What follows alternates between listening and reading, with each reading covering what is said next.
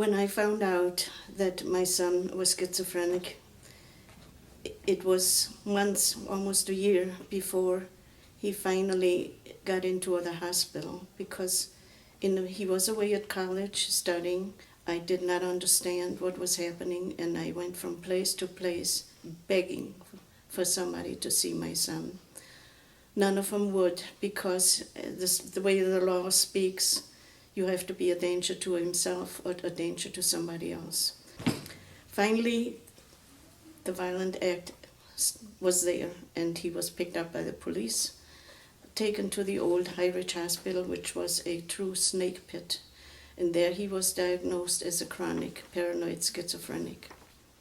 So he was kept there for a while, and in those years, which was about 38 years ago, medications were very poor.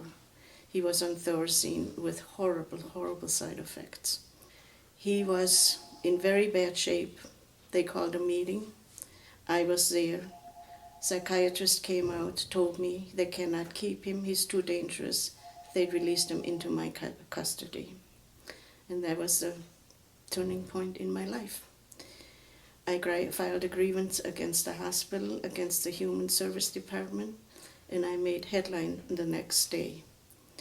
I was frightened. I was sure they're going to put me in jail, because where I grew up under Hitler, you wouldn't dare and open your mouth and criticize. But I made my point. I was called to St. Luke's, saw the lawyer, and the grievance went all the way to Madison.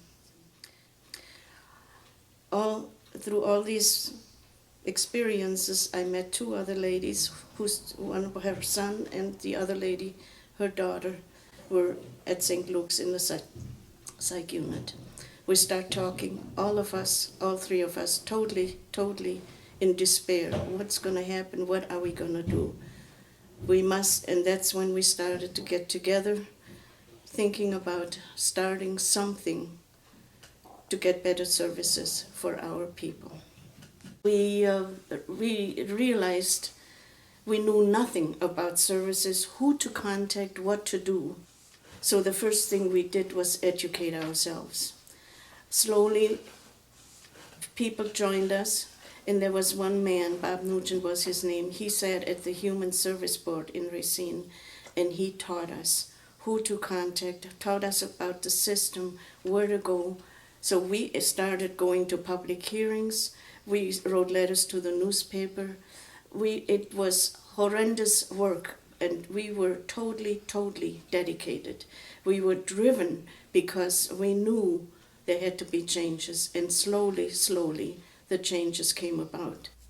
Going to Madison, we would rent buses, put all the clients on the bus, drive to Madison, walk around the Capitol, talk to our legislators to educate them, because that is a big priority. But also what I learned, you cannot just go and talk. What we always did was with dignity and respect. But in order to really know, you understand what this is all about, you have to walk the walk, and we all have walked the walk. Again, it was through hard work and keep advocating, and getting the word out. We are here to help you. We got educated. We knew what we were talking about.